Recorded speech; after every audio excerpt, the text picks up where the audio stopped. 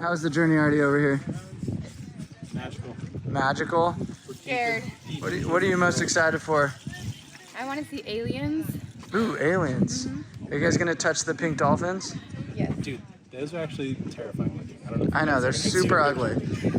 Pink dolphins are cute for the kids. Dee, what about you? What are you most excited about? Yeah. This part of like the world, the Amazon, like it's really remarkable. Like, there's so much like density to it. All of it. Like all of it. Look at this. We're taking this bad boy.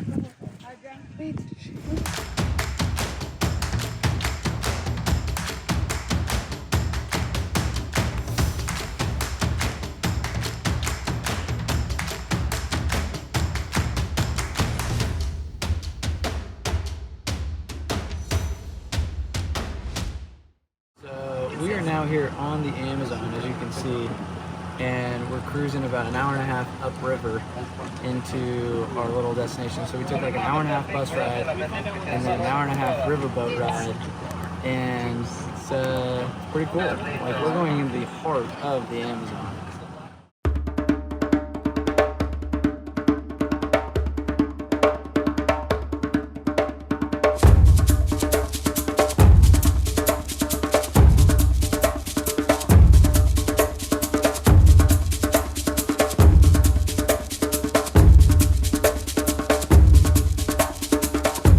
What do you do? My name is Jose. I'm the owner of Arcana Spiritual Center here in Peru. And what was the mission behind creating this place? Well, first it started as a journey of personal healing for myself, and then eventually that turned into creating this space where people like anyone could come and heal as much as I did. And so we crafted into a mission, which is healing the world one heart at a time. How does the medicine actually heal people? It's about deprogramming everything that we've been taught and really returning us back to our essence, in a way. What are some of the outcomes you've seen with different people that have come through here post-ceremony? I've seen many, many different transformations. People usually come here for many different reasons. They can come for depression and anxiety, those are the most common ones. Trauma, PTSD, sexual abuse, and some other people come just for spiritual healing. So we've witnessed, fantastic transformations of people almost being at the brink of suicide. They come, they do plant medicine for a couple of weeks, and they recover the joy in life. And they find those reasons why it makes sense for them to live. So tell us a little bit, what is ayahuasca? Ayahuasca is a concoction made of two plants, the ayahuasca vine and the chacruna leaf. The chacruna has the DMT. DMT is present like in all living beings. They say that when we die, our pineal gland secretes DMT. So that concoction, the two plants made together, makes it into ayahuasca and makes it into this medicine that has been used for hundreds of years here in the Amazon. Why is it important that they come to Peru or a center like this versus just do it at home? I mean, like I said, it's all about set and setting, no? And it's the environment is holding the space, the energies. So it is the shaman's job to make sure that the cleansing happens, that no energies are intermingled between the group. So, I mean, these people, they become shamans through a process called master plant dietas, which is basically they enter into communion with a plant for a specified number of time. After some time, the plant teaches them the healing songs, the Icaros. And so, they don't become shamans overnight. It takes a life of sacrifice and working with the plants. For instance, Maestra Justina, she's been working with plants for 45 years. So it is vastly different, to do it at home or to do it with people, with master doctors that know how to work with the plants to get this result. Where do you see plant medicine going over the next 5-10 years? Plant medicine now is going mainstream. Now you have people like, celebrities, athletes like Aaron Rodgers. So the world really needs ayahuasca right now. And I think it's only going to keep growing, and it's going to give people the healing they need. Cool. Anything else you want to add? I would say if you're going to do it for the first time, it does make sense to come here to the birthplace of ayahuasca, to experience it in its own natural environment.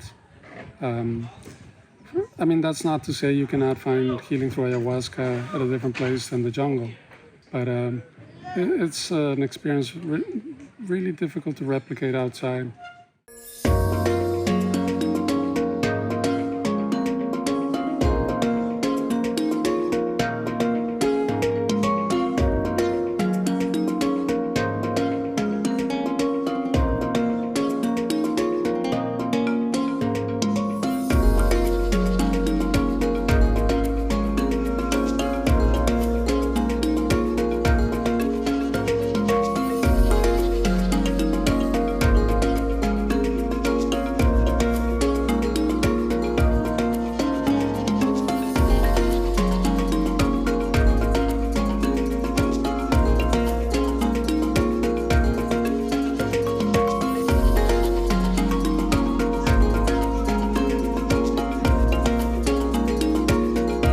So what brought you to the ayahuasca experience?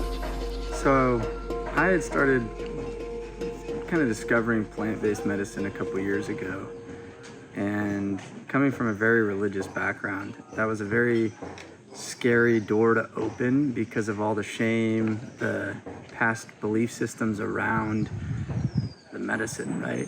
And our whole lives, like, I never drank, I never smoked, I never did anything.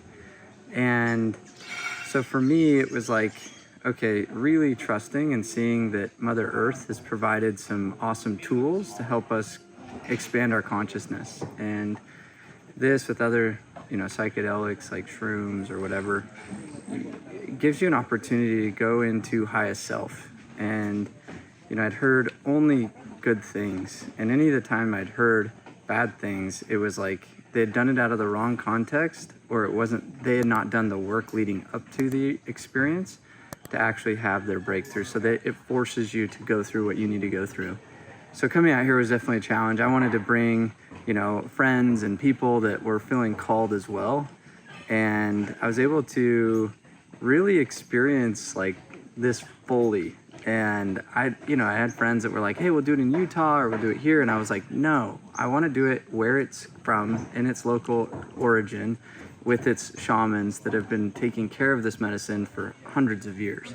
My name is Eric Mendoza, and I'm from California. Cameron Nielsen from Lehigh, Utah. My name is Michael Graziano from Los Angeles. I'm Dee from Utah.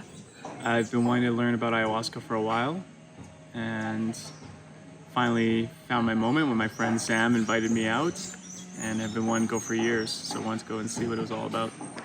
And did it live up to any of the expectation? More than that. It shows you what's next on your journey. I think we all have different experiences because we're all on different paths, and we're on different levels, and no judgment. And each person comes away with a gift and with a lesson, lots of lessons.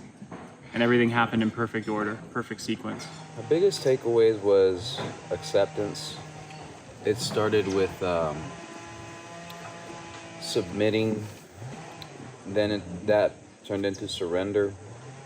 And eventually I went past the surrender stage into the acceptance stage and just accepted everything. The good, the bad, the beautiful. This beautiful sun, this beautiful jungle, this amazing food, good people like yourself, good people like the rest of the group, just amazing individuals, and just accepting it all, embracing it for what it's worth. Well, during one of my experiences, I was able to go to a heavenly place and see all of the beauty that was within the universe and myself. And Mother Ayahuasca asked me at this moment before I came back, what was it that I wanted to leave there? And so I was able to shed and literally transformed into a snake-like body and shed off the skin like a snake did of those things that I was looking to get rid of. I had no intention of coming to do ayahuasca. I thought it was something that is not for everybody, and for some people only, and you have to have a call to do it.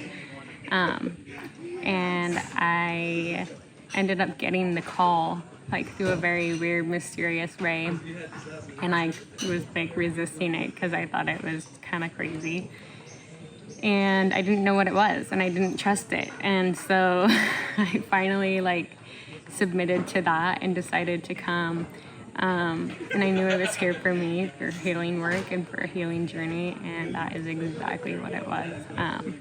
And it was the fear of the unknown and like not knowing what truly it could do, and that it was truly medicine. Obviously it's been put here for a reason, and now I know that, and I've had an incredible journey, and I'll continue to have an incredible journey and transformation to take home with me. Biggest takeaway was to have more discipline, I know exactly what I need to do to take my life to the next level. I need to just stick with it. I need to become a leader, be more disciplined, be more focused, follow through. And it was great to come out to the middle of the jungle to learn it. It's a little bit of a pilgrimage to get out here, and that's part of it. You know, it's part of receiving the reward is some sort of long, enduring journey on the way there. My biggest takeaway was we must sacrifice. We must surrender, and there's a great price to pay to have a prize or our greatest self. And until we're willing to go pay that price, God is not going to just like freely give. And you look at Jesus Christ, who is willing to go and carry his own cross and be crucified.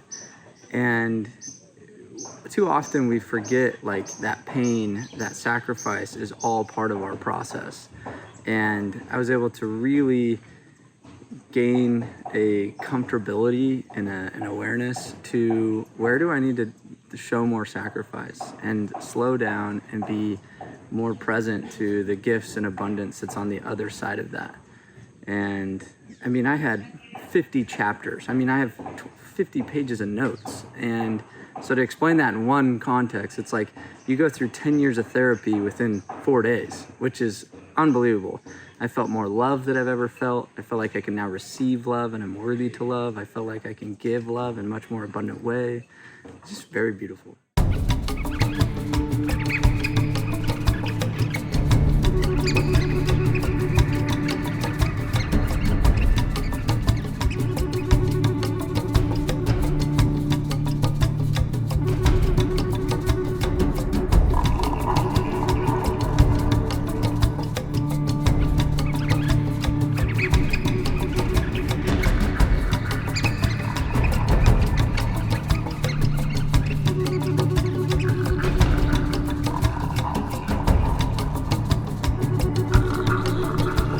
Now we are on our 4-hour journey back, 2 hours on a boat, 2 hours on a bus to Quito's, to then have another 24-hour flight.